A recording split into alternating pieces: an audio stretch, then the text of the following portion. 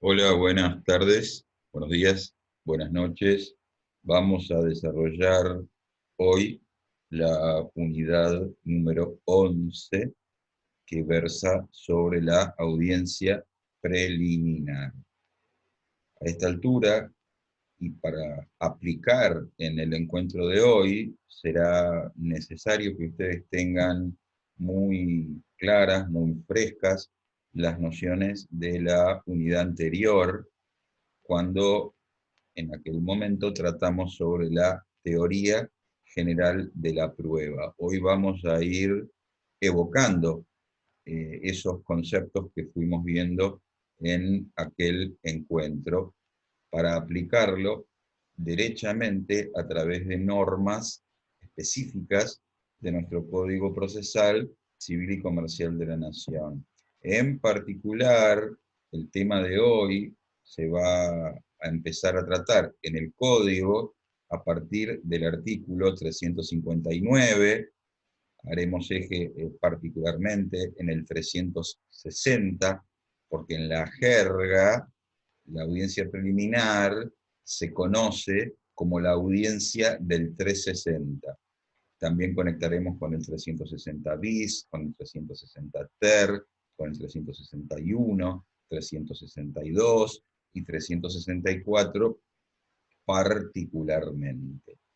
Al referirnos a la audiencia preliminar, tenemos que recordar de qué etapa procesal venimos y qué etapa procesal comenzamos a transitar y cuál será la etapa procesal o las etapas procesales posteriores.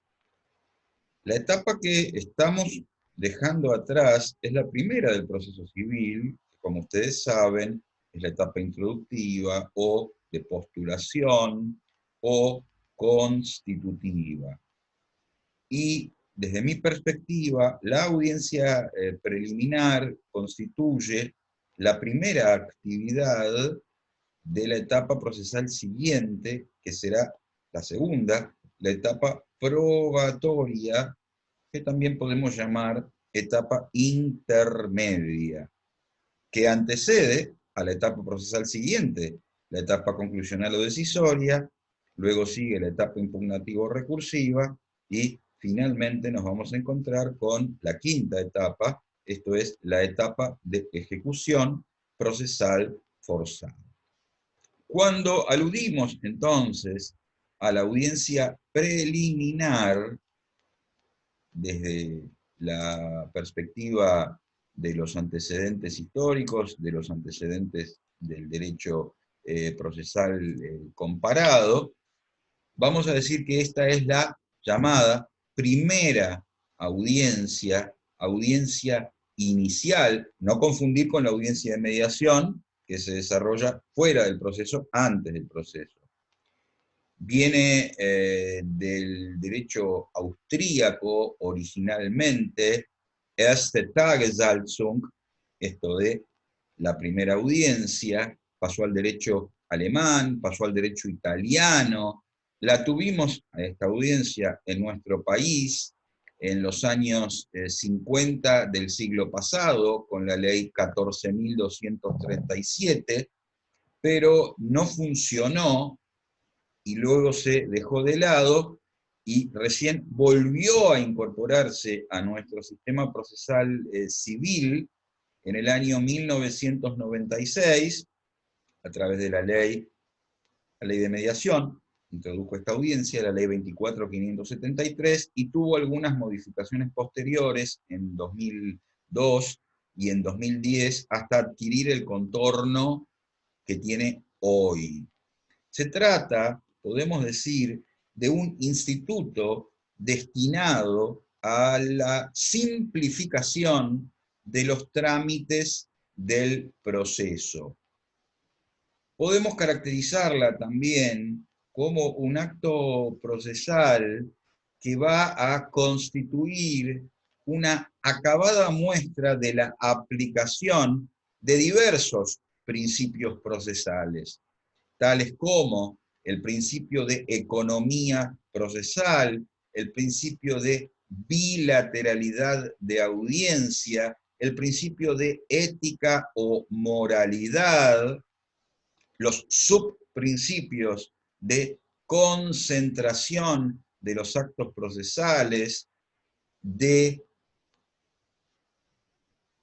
saneamiento, las reglas de la oralidad, las reglas de la inmediación. En cuanto a la inmediación me detengo porque es una nota particular, una nota distintiva de este acto procesal que, como veremos en unos momentos, exige la presencia del juez, la presencia de las partes, la presencia de otros intervinientes, busca entonces un contacto directo entre los que participan del proceso, busca un acercamiento también del juez con las pruebas que se van a ir produciendo.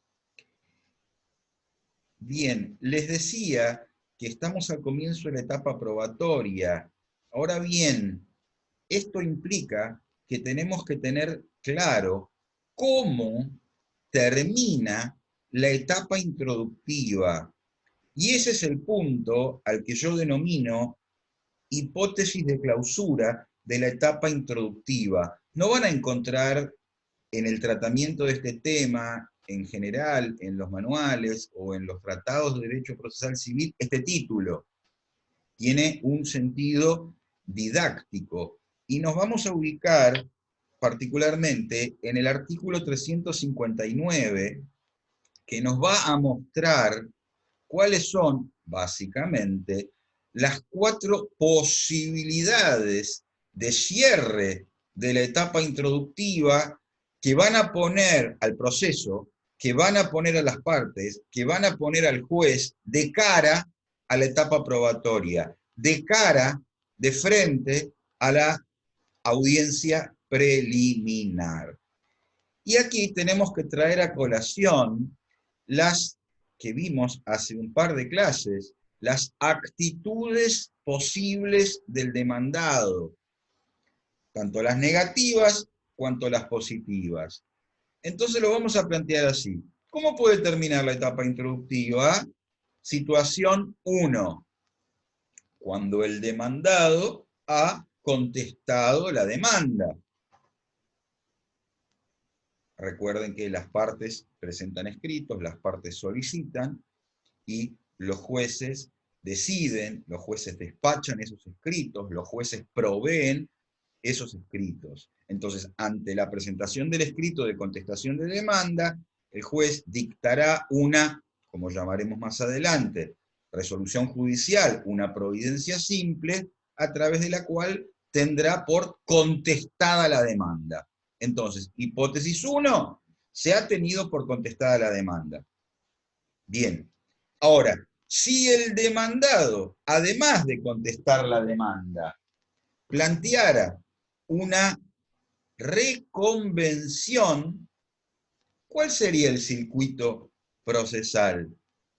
El actor inicia la demanda, el juez le confiere traslado al demandado, el demandado contesta demanda y suma a la contestación de la demanda una reconvención. Así que el demandado contesta demanda y reconviene.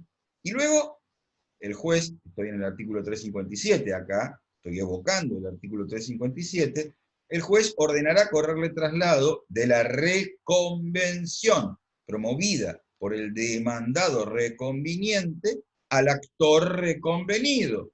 Se notifica por cédula y el actor reconvenido, dentro del plazo de 15 días, recuerden que la reconvención es solo admisible en el proceso de conocimiento ordinario, en el plazo de 15 días tendrá la carga procesal de contestar el traslado de la reconvención.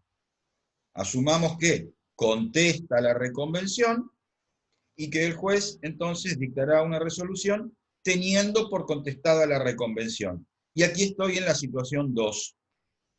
Una vez contestada la reconvención. La 1, una vez contestada la demanda. La 2, una vez contestada la reconvención.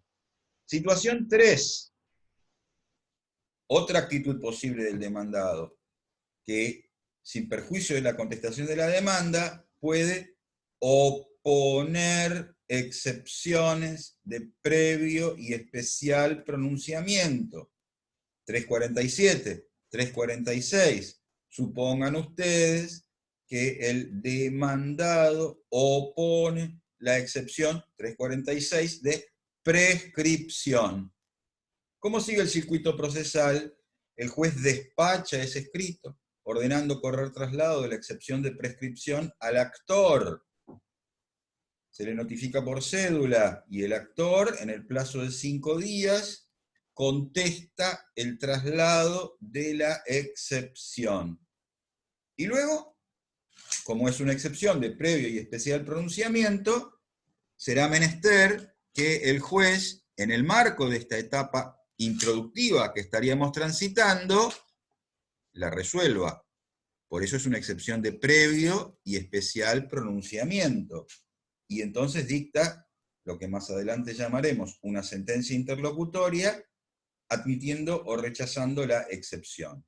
Y entonces aquí estamos en la situación 3, a la que alude el artículo 359, resueltas las excepciones previas. Y me queda, en este recorrido, la situación 4. Y esta nos vincula con una actitud negativa del demandado, cuando el demandado no contesta la demanda. Podemos ubicar aquí tanto la rebeldía cuanto la incontestación de la demanda. Así que las 4 situaciones posibles son contestada la demanda, contestada la reconvención, resueltas la o las excepciones, o vencido el plazo sin que se haya contestado la demanda. Dadas estas 4 hipótesis, ¿qué sigue? Tendremos que ver si el juez, siempre a pedido de parte, pues rige el sistema o principio dispositivo, si el juez fija o no fija la audiencia preliminar. ¿Y eso de qué depende?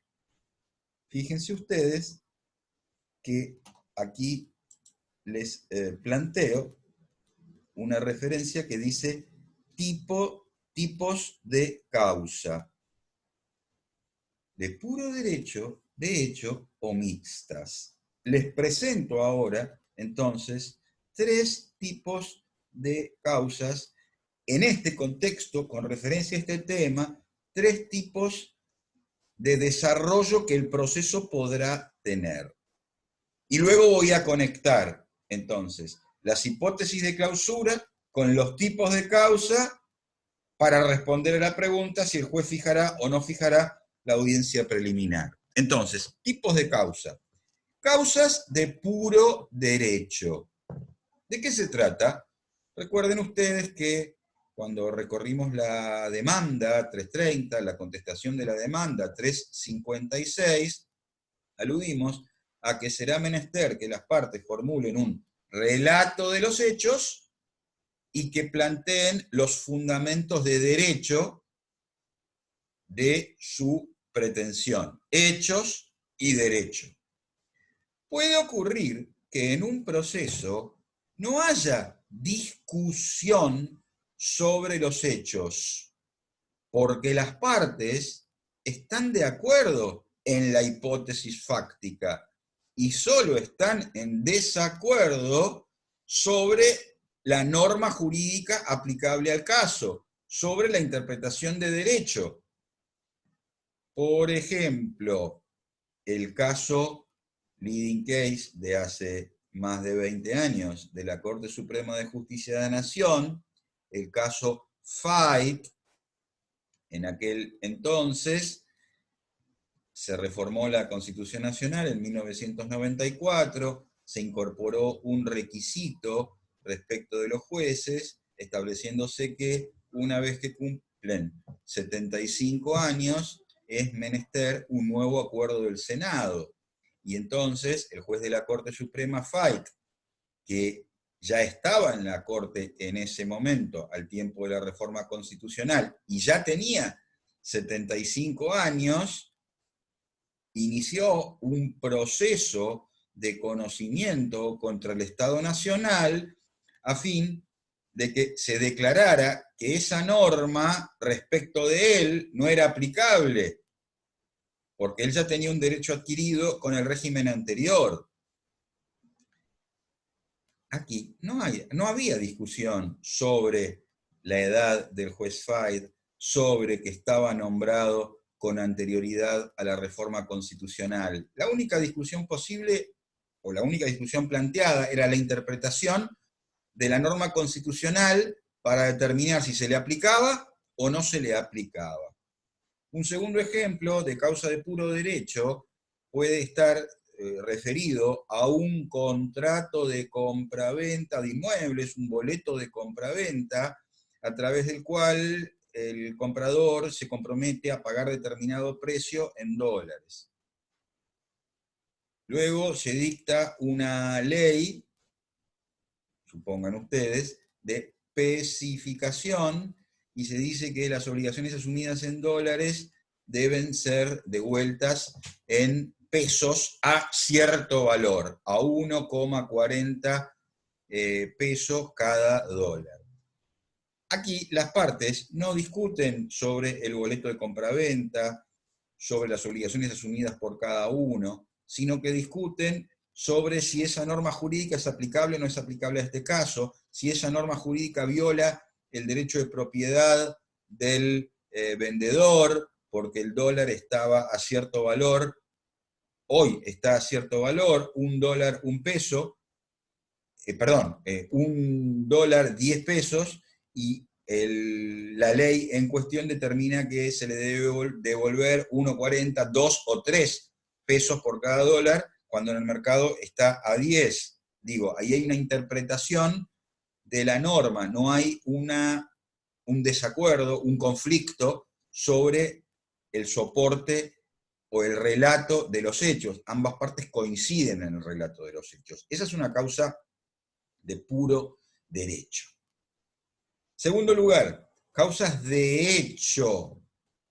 Se trata de un accidente de tránsito y entonces hay versiones encontradas entre las partes respecto de quién cruzó con luz roja, respecto de quién estaba desatento, y de allí se deriva quién es el responsable del accidente. Los relatos son diferentes. Esa es una causa de hecho. No hay discusión sobre la norma jurídica aplicable al caso, que será el régimen de responsabilidad objetiva del Código Civil y Comercial.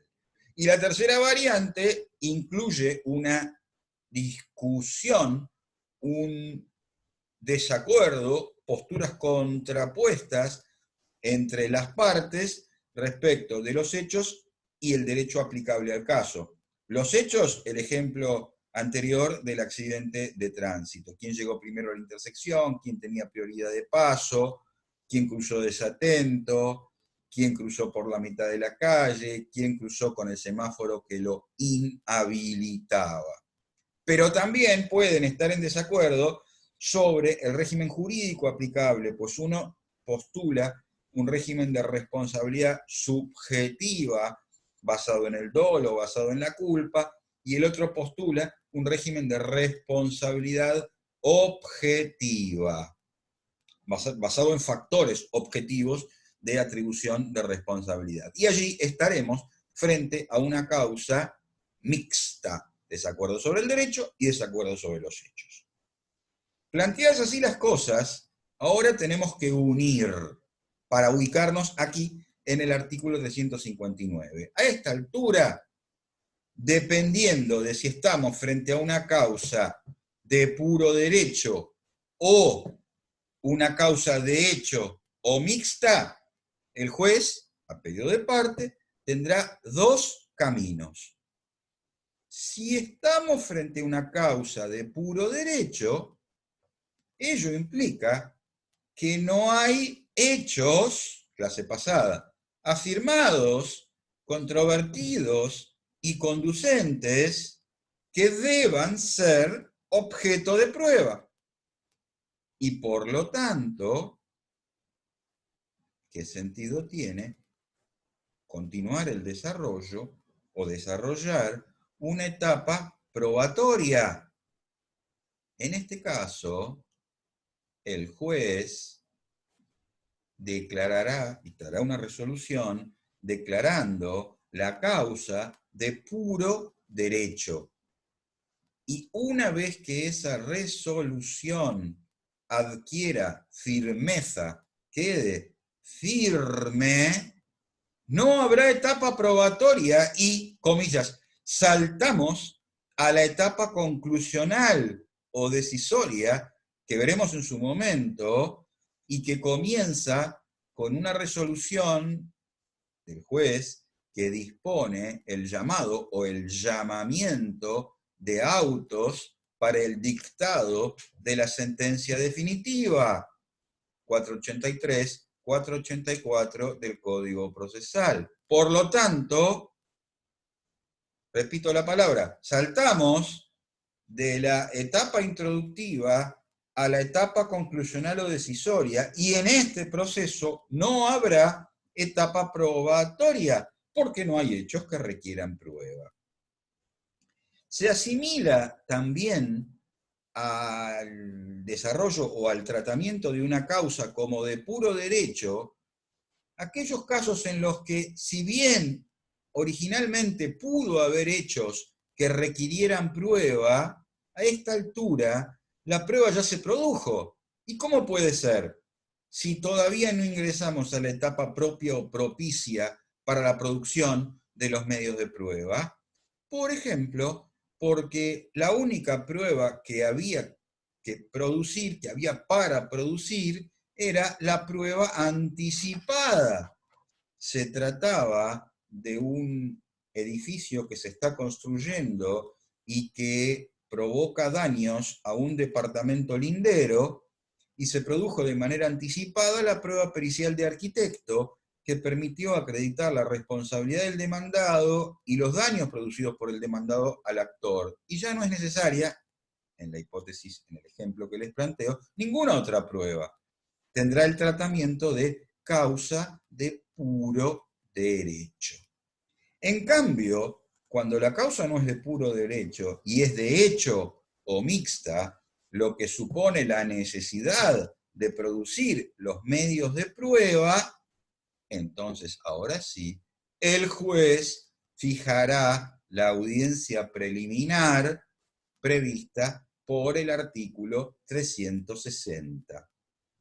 Lo hará en los procesos de conocimiento ordinario, lo hará en los procesos de conocimiento sumarísimo y en aquellos otros procesos que adopten la estructura o el formato de los procesos de conocimiento, como ocurre, por ejemplo, en el proceso especial de desalojo, artículo 679 y siguientes de nuestro Código Procesal. A esta altura voy a compartir con ustedes una aplicación de alguna de las hipótesis que les presenté en el artículo 359. Fíjense, aquí tienen un ejemplo real de una resolución que pone fin a la etapa introductiva en la variante de excepciones de previo y especial pronunciamiento. Y tiene un detalle, un tinte adicional al que les comenté. En este caso, la actitud posible del demandado a tener en cuenta fue que contestó demanda y opuso una excepción. Ustedes saben que como regla, las excepciones deben resolverse en la etapa introductiva, y ello es lo que nos habilita a seguir según el 359. Pero hay dos excepciones que aprovecho para recordarles. Digo, excepciones a la regla general en materia de excepciones de previo y especial pronunciamiento.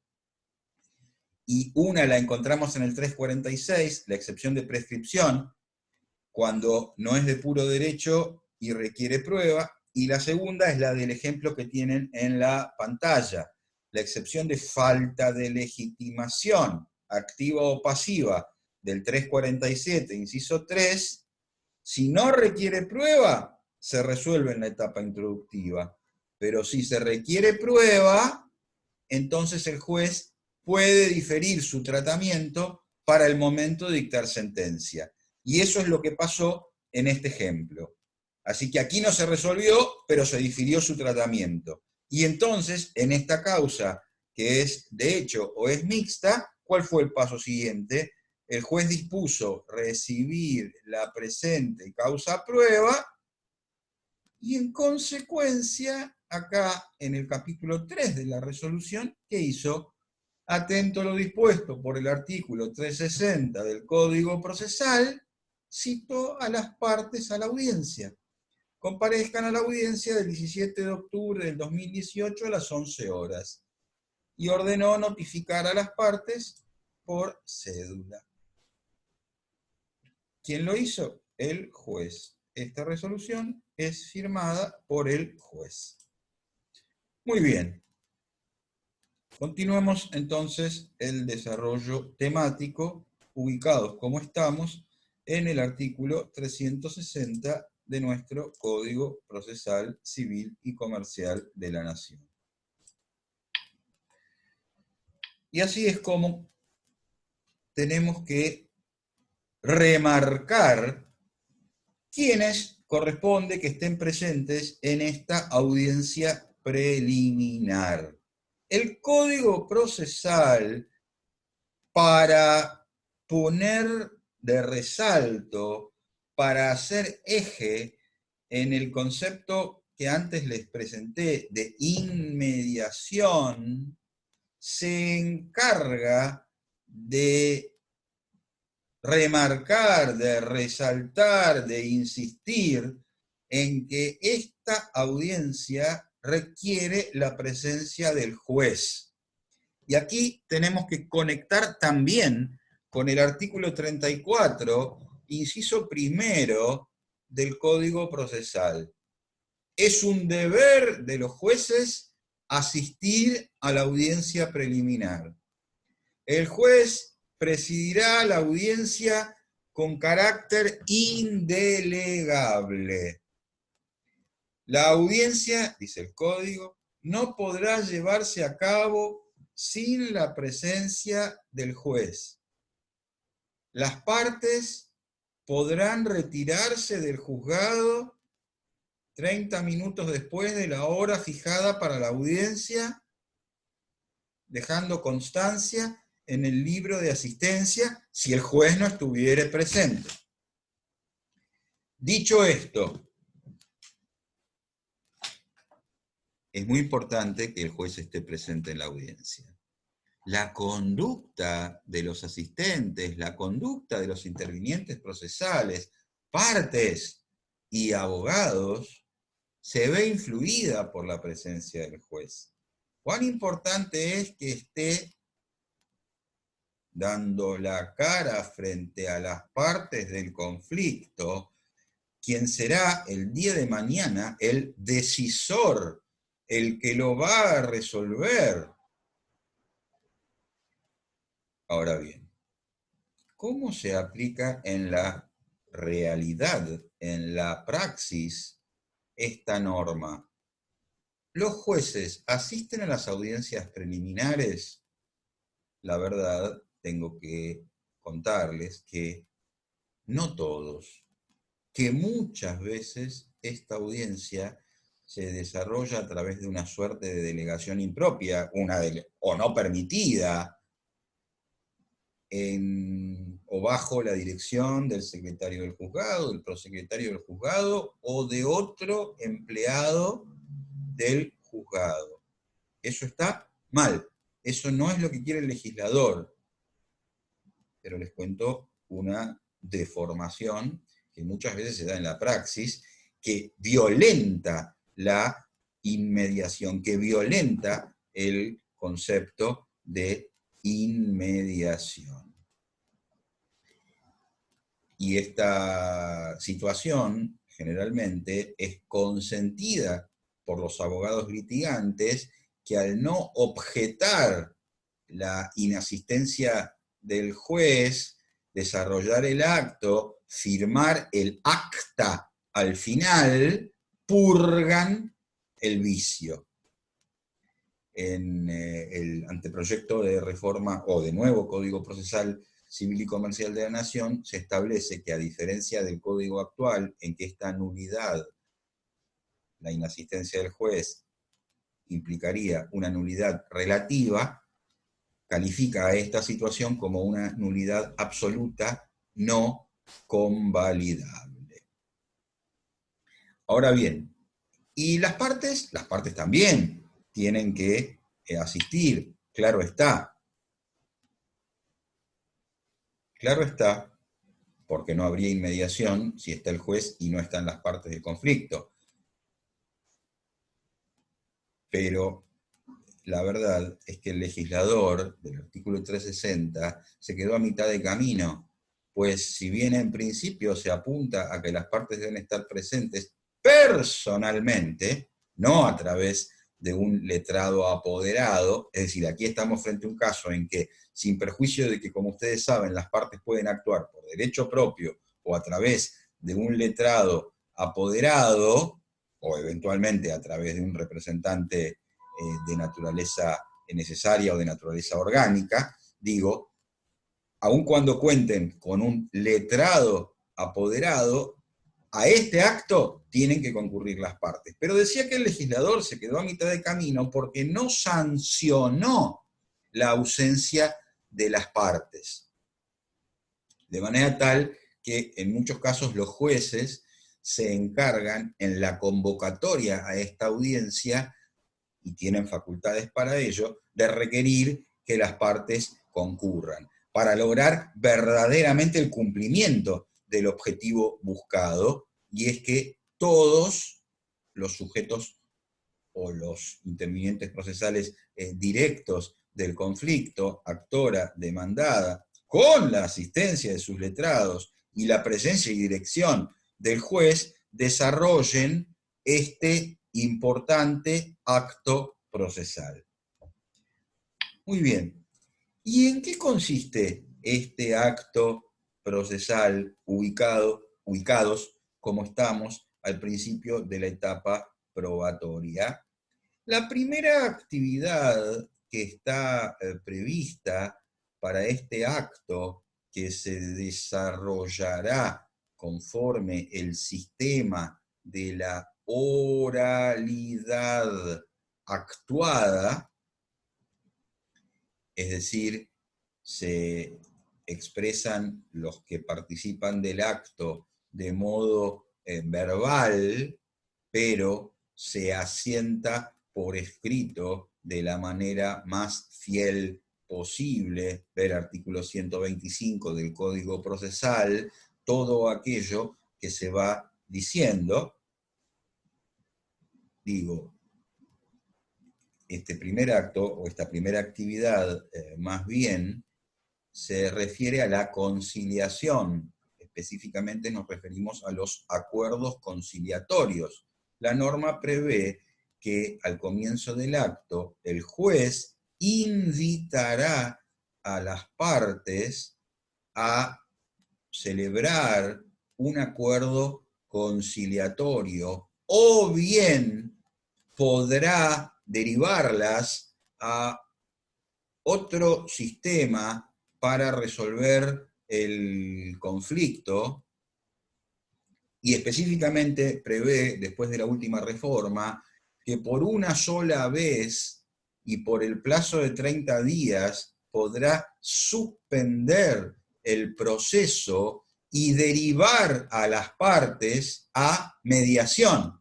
Agrego, otra vez a mediación, porque si llegamos a esta altura del proceso, si se llegó a iniciar la demanda, es porque hubo una mediación que cerró sin acuerdo. Sin embargo, a esta altura, el legislador considera que ya expuestas, jugadas las cartas, demanda, contestación de demanda, ofrecidos los medios de prueba, demanda, contestación de demanda, a esta altura tal vez las partes estén con otra disposición a llegar a un acuerdo en el juzgado, acuerdo conciliatorio o fuera del juzgado, por ejemplo, en mediación. La verdad es que desde el año 2010, en que se incorporaron estas variantes distintas de la conciliación al artículo 360, como por ejemplo derivar nuevamente a mediación, les cuento, nunca vi aplicar esta norma. Sí, la variable relativa a la conciliación. A esta altura se va a desarrollar, si el juez cumple debidamente los objetivos de la norma, una verdadera negociación, con la particularidad de que no va a estar conducida por el mediador, como hemos visto en materia de mediación antes de iniciar el proceso, sino que este proceso de negociación va a estar conducido por el juez. ¿Y quién es el juez? El que ahora va a estar guiando a las partes a negociar, les va a mostrar las ventajas del acuerdo, las desventajas del conflicto, las fortalezas, las debilidades de cada uno de ellos, los va a iluminar, los va a tratar de acercar, va a facilitar la comunicación entre las partes, pero tengo que estar muy atento como parte y especialmente como abogado, porque es este mismo juez el que, si ahora no llegamos a un acuerdo conciliatorio, el día de mañana va a dictar sentencia. Y a alguno de ustedes se le podrá ocurrir que en este momento, si el juez plantea algunas hipótesis para llegar a un acuerdo conciliatorio, formula alguna alternativa de conciliación, podría estar incurriendo en prejuzgamiento, que sería una causal de recusación.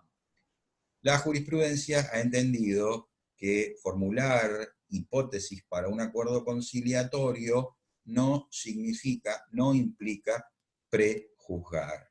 El acuerdo conciliatorio es aquel convenio que celebran las partes en el marco del proceso bajo la dirección del juez para arreglar sus diferencias.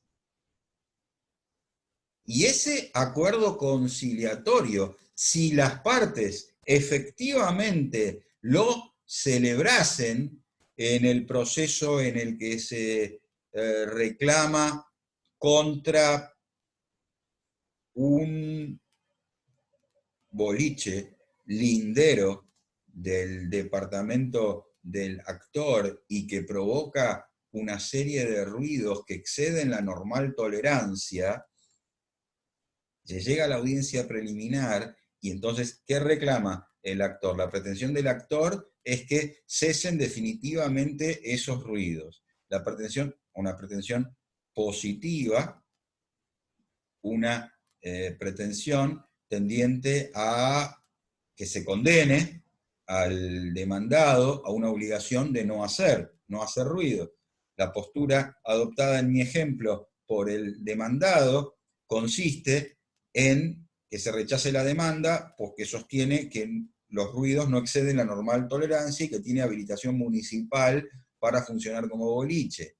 Llegan a la audiencia preliminar y entonces el acuerdo podría consistir en que los ruidos no superarán determinado nivel, los ruidos se podrán producir únicamente los sábados entre las 22 y hasta las 2 de la mañana, sin que exceda la normal tolerancia, etcétera, etcétera, etcétera. Allí estará plasmado el acuerdo.